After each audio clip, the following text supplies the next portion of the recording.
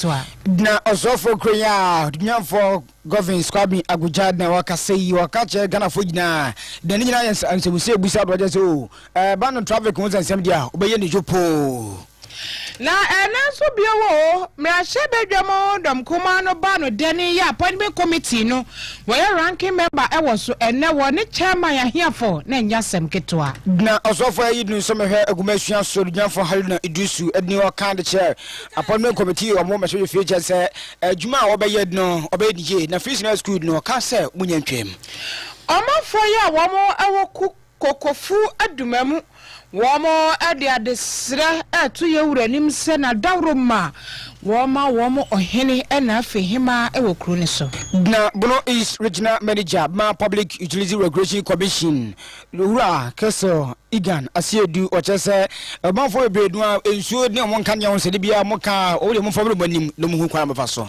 enyimre nsemu eni afoforo bi ne yase ho nkonwa ya bekenkan dia som akenkan fo ne ye me mrantie nu ya ba ma me efom wa kafina mene jidin ansa go track 1 ye gina so aba Sikka FM track 1 ye ne yakoro 89.5 e Sikka FM Sikka FM track 1 ye ne yakoro 89.5 e Sikka FM Sikka FM 89.5 yes suma santimai Sikka FM 89.5 yes suma santimai Sikka FM 89.5 yes suma santimai Sikka FM 89.5 yes suma santimai Sikka FM 89.5 yes suma santimai Sikka FM 89.5 yes suma santimai yes suma santimai ne Ghana man ye wiase nyina ka ho afei yenwura esomremo ankasai ene appointment committee womo etna semichire committee a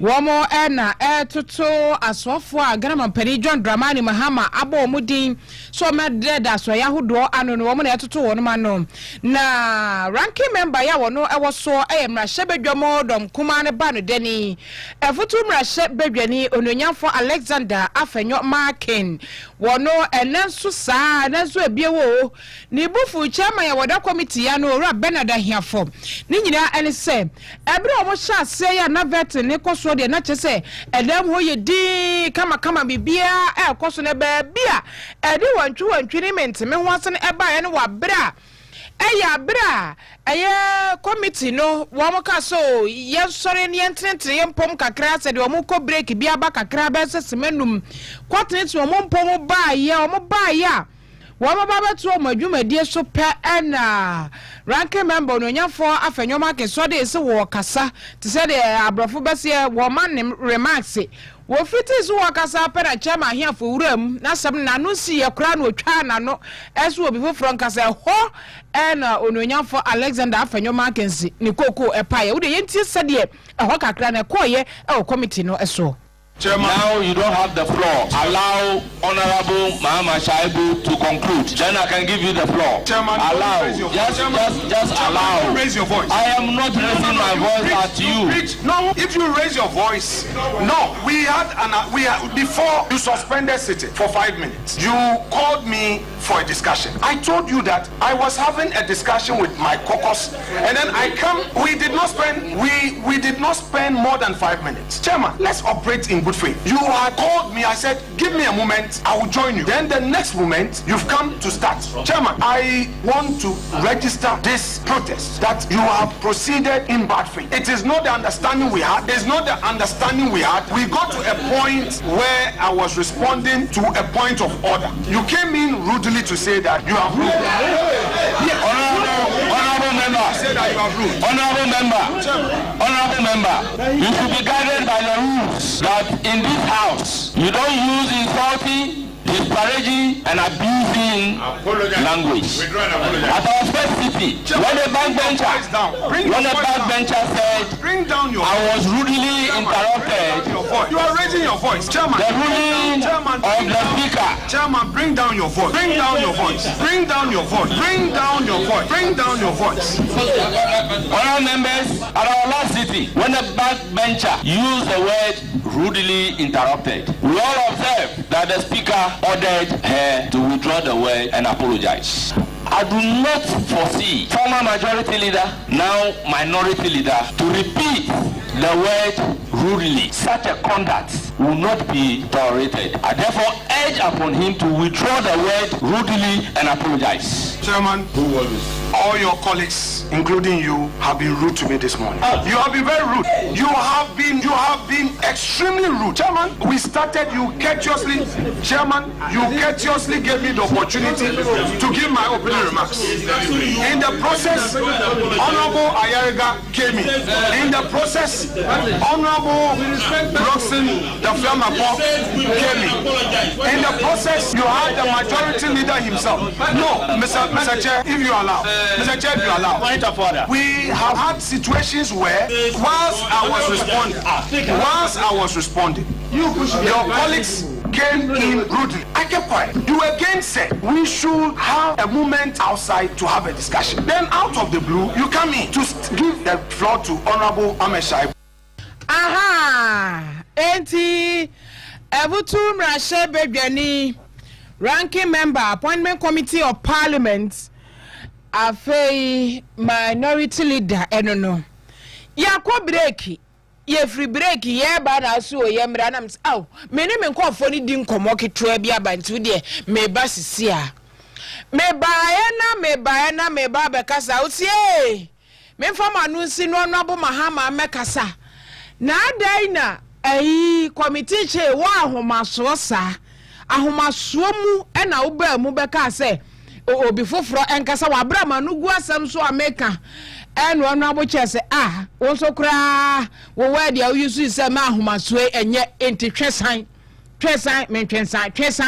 fa woni bra fom twesan wo ne wo soro dodo sa wo wie won twesan wo se da bi won twesan san se papa na mu no wo mana no so okasa na wa makwan na wo yabam wo mana no so okasa na wa makwan to the extent say wo ma ankofo wurawura mu ama majority leader mu nyina wurawuram na la bia za na ede wantwi e ba committee ni so bi ene yakobo amwati no na edne wo sansem kwemu ana padin ba ko no na ya pa no so be your software na fe onhwe akwantempon so dian for governance kwabi aguja na okasei na emre ko onin committee du anim na ebusebusa ne sem se ewura John Dramani Mahama Ghana president obodi se bra roads and highways na fe be kwantempon gina ne dian na wonso mudie no betimi ayade afa won edu an no cheche mu se o adjuman ayade ama me se me ma me ye no me nue pa na semusa so ko de ma no gina ya traffic and pepino na sisi ekro akesiem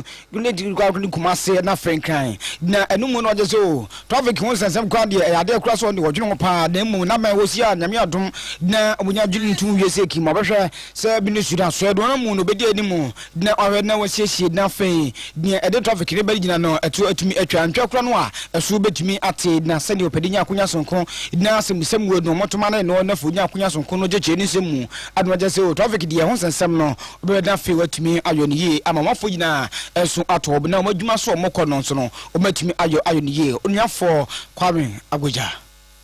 Issue of traffic congestion, Honorable Minister. Now, every part of Ghana, it is important that being given this opportunity, and as your president has said, we are resetting Ghana. So the president of the Republic of Ghana, we need to reset. So we have to consider how we can address this issue of heavy traffic congestion all over the city of Kumasi and Accra. Thank you. If you have any plan to. Thank you very much. I read the, 2013 and the revised version of the integrated transport policy of our country. The intention is to have an inter-agency strategy. For instance, there's no city in the world that has addressed traffic congestion by just building more roads. You need to have a combination of things. For instance, you build some roads, remove bottlenecks by building interchanges, but there has to be a concerted effort in public transport network. In the previous NDC government, we started this by deploying BRT, bus rapid transport, under the Ministry of Transport. As you know, that project did not actually see much progress since then. But if you are going to address traffic congestion in Accra, Kumasi, and others, you need to deploy a variety of public transport systems and come up with policies that actually discourages people from using too much vehicles. For instance, many people will drive alone in their car from home to work simply because we don't have enough public transport system to do that. So it can't be a Ministry of Road alone intervention. It has to be an integrated inter-ministerial intervention, which is Ministry of Transport, Ministry of Environment, and the Ministry of Road to come up with the strategies. Some light railway, some improvement in BRT as the first phase, and then we see how it goes. Of course, Baomis, Accra, Kumasi requires urgently interventions at some of the junctions. Swami is one of them, and Accra itself has got a number of them. The lack of funding is limiting the deployment of them. Thank you, Chairman. Also for Table Cable Roads and Highways, for Governor Squabbing and Gujanate in Cowan, Ibusa, FR traffic, once and several memo, Adunya, but said we no unknown what Chimus was there.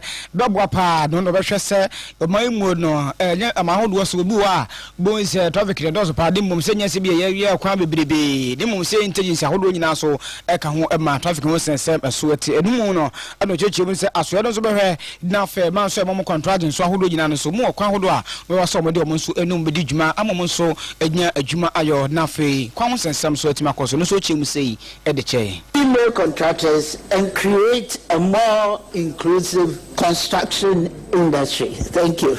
Thank you very much. I know few female road contractors, but you are right. The proportion is way against our female counterparts. The same applies to engineering. When I went to secondary school, I can tell after secondary school how many of our colleagues actually went to do engineering who are female versus male. So sometimes it's about their availability also. But we can make a conscious effort. I thought you were going to commend me that I was one of the champions who supported you to pass the affirmative because it's necessary.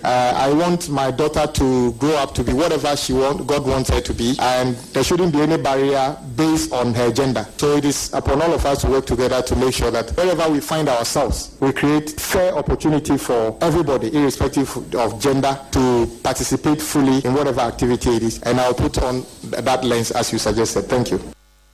Adia otie also for zia pa du so mehwe akwantin ponso na fe otie din card waje chimu aponu committee ne nimisa hudu ni busa no enu ya no fefe de ma ewo ma ade hu a eni ne twatoen yantoa ensamno aso na emu governs kwame agboja ni nchen earlier dasu ejina ene ayetutu na nu se ya gini tuma wono na abamehwe akwan ni akwantempo ho nsam eso na wa appointment committee na nim no wasan ade asamfofro atudwa ya wo kiremu se wa fimpino ani dunson 2017 wanka hwe kura no wakan se bra ononyamfo amakwata wono so babeso mu se wo sofo wo hwe akwan ni akwantempo so no wode to wo monim sai wakwa aso ho no NDC aban no sabra no na wo so afra konwa so wo ja ekatwitwiri die 17 billion Ghana cedis en wo ja de to ho no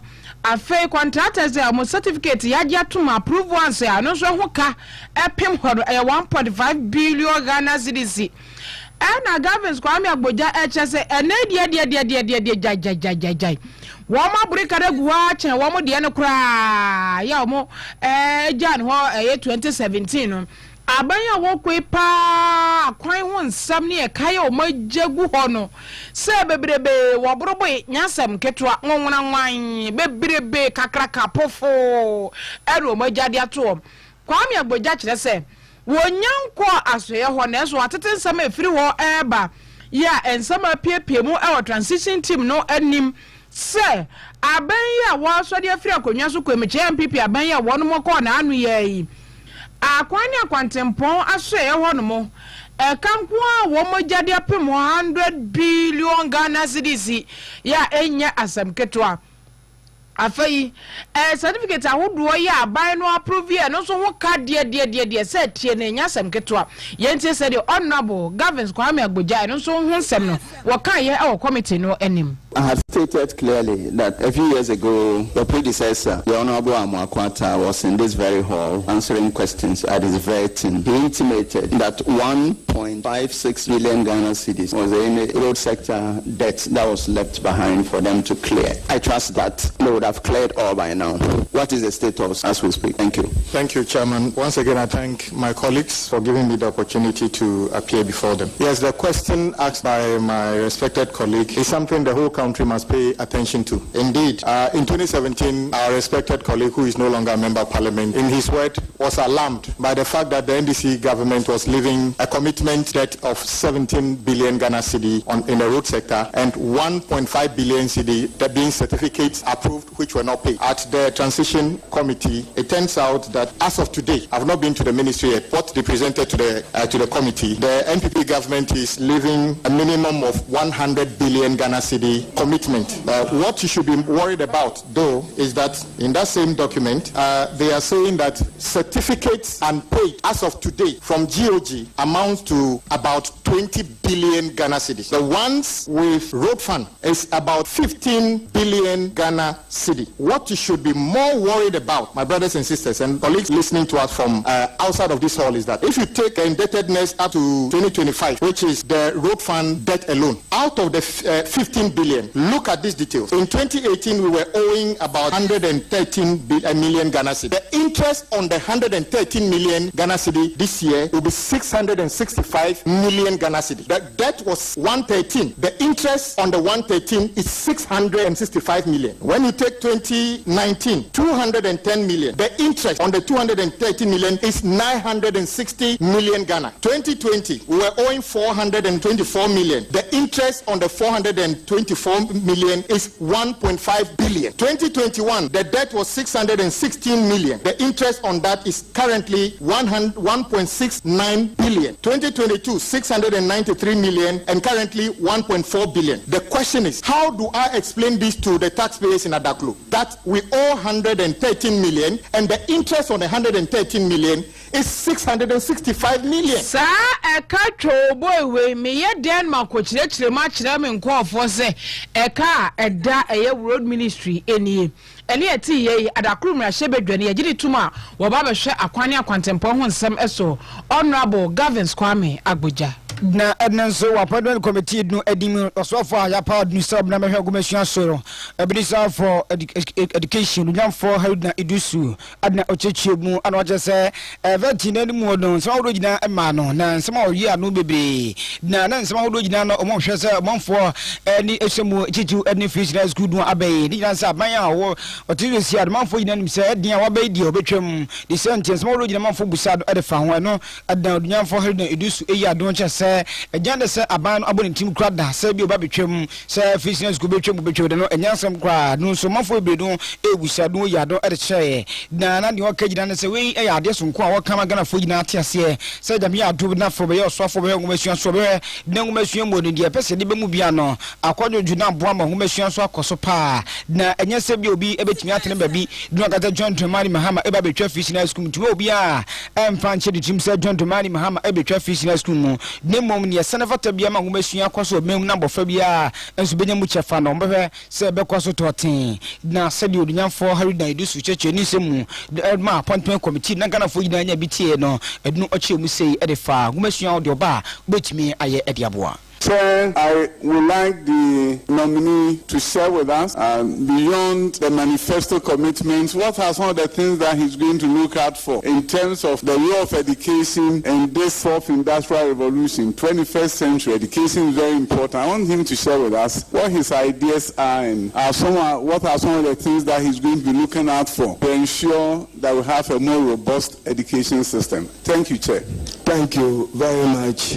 First Deputy Speaker and Chair of the committee, leadership of the committee, and honorable minority leader, members of the appointment committee, and colleagues who have had opportunity to come and solidarize. It's my privilege to respond to the question posed by the just passed Minister for Education on what President Mahama and the NDC intend to do with the education sector. Let me assure the Honorable improve health and ensure gender inequality. President John Dramani Mahama intends to increase investment in the education sector to respond to the infrastructure deficits of the education sector, beginning from preschool through basic primary education to free secondary school and to the tertiary level. Enormous financial investment will be made to continue with major initiative that was done. Chair, fortunately for me, this is a sector which has the best of expertise. I intend to rely on their varied experiences and expertise to guide me in the formulation of policy, the improvement of policy. But Mr. Speaker, let me assure this committee that President John Dramani Mahama has no option to cancel free senior high school. Therefore, those who listen to him, even in the course of his campaign, to have stated that he will expand free senior high school to private schools was to tell Ghanaians that as President of the Republic, he wants to give true meaning to Article 25 of the 1992 Constitution and Article 38, which spells out the objectives of our educational policy. But Chair, the important thing is that he will subject the free senior high school to a review. The review will mean subjecting it to, one, there will be a stakeholder national education forum to discuss the future and state of education in Ghana.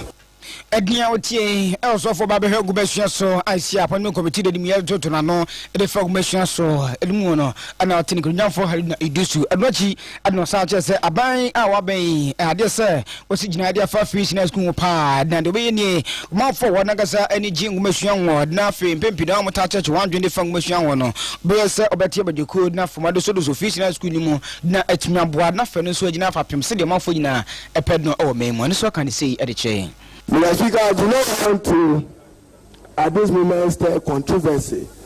But some of the numbers, Mr. Minister, as you may recall, I will validate some of the statistics to some statistical validation of those issues. So we will undertake a stakeholder forum which will involve donors and partners, involve academia, parents, and students to review the free senior high school program. I should acknowledge, as Pearl have noted, that it remains one of the biggest steps in wanting to transform education. It was a matter of debate between free universal education absorbing all the costs and progressively free starting with infrastructure. But President Mahama intends to undertake a comprehensive review of it to make it sustainable. Thank you. Edia otie also for babe hegu besua so adawati din kerunya for harina idusu adwaje mu adiacha appointment committee no onde we mecho fi adwaje mu afa gumesua de obeya dia fe na ba no gina sia hodo wona si e for free senior school ntitu adwaje chimutia ede amaya wonya bi etiye yanto akase bone soi na yengura ensemfofro emu yare kase na dru kokofu adumam na eho omafo yo mo ho na omode adesre etu yewura opemso otumfo se etu ababio kin Solomon enim se we de na dawroma wo mo sre na wonsi ohene ene ohema ewo kuro ni so ho emfa emma wo mo kyese be se mfinhia edumienu ni a wo mo hene nana ankobia amamfi ena afe wo mo hema eye oba hema adwoa yeboa ye wo mo nyina to na anom awansie do no besi ne mfihye dumienu ni wo mo nya ahene wo ho wo mo nya hema wo ho ntiama empunto ye sese wo nsaka no abo wo mo afenso kura de ka wo mo kura ne sa nansai ase ewuwo bi ya esi wo ase mu ohun kakra emu owiram kakra wo mo ntiase no kura ka ho bi eno mo se yewura se we de na dawroma wo mo se na ada wo mo hene na afa hima ewo kokofu adwumamu ho na eba ne sa no asa ewuwo ni nyina etu betwa na afa empuntu a wo mo hwehwe nso wo mo nsa ebeka yenti se de manfo ni bi e de adesere etu yewura nim kono iya wa hene ni wa hene ni wa hima tamakuru na tape do bia pe bia na oye akoye se ya go mabasa so na ma me no papa wu agya wo do bia pe bia otumi de ye sa na ekoso okuru no no niam ekoso a enye anke ya wo hina wetima solve na so be si problem na no amaye be ni wo hine so be miensa nie e ma ya ne me ma nko ennan na ewuo do mu adie wanyini ko wo mu 25 years adenti na wo se basa ye ni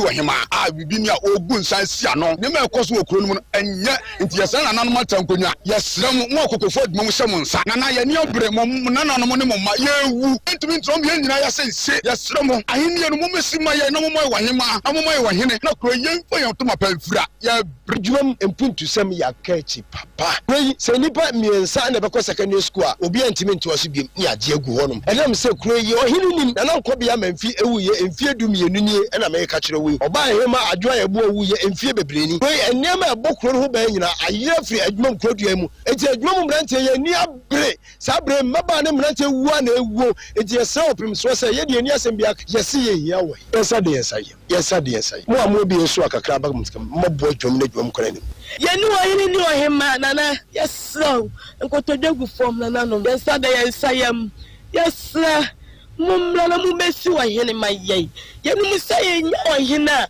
kran mu ye betu pon ye be peja nana asantimai esu ya ka ho nana yeswa ye hia wo hene wey ayo manfo ya wo mu awa adwumamu na mo de adesre eto yewre ni mo ma yanko bno is regional manager ma public utilities regulatory commission ora Kase3 igan asiedu adna oka ne da che Ghana fo yina di do manfo a wo bno eho adwa che se nzo won sensebe ne kadia won se yida do manfo yida de bia na oka ho asebe ne ha wo mo ni senti no to se wo bra da fo won fa won sensebe yida fa be da wo mo na fo mo hwe na fo mo so ho ano informa officer nzo din kadia won sensebe de ho ayeden na manfo be hu ni se adwuma ko na wo no ubuntu nya adwuma se de wo pɛ no no che se obanfo ye hu pa mo ado gina mo de mo famra na ye hu no kwan ho do be fa so da fe de mo nso adi nie na atumi aboa na ne jejemu so nkugina de toto afa se ho de sisi ye ne ho do gina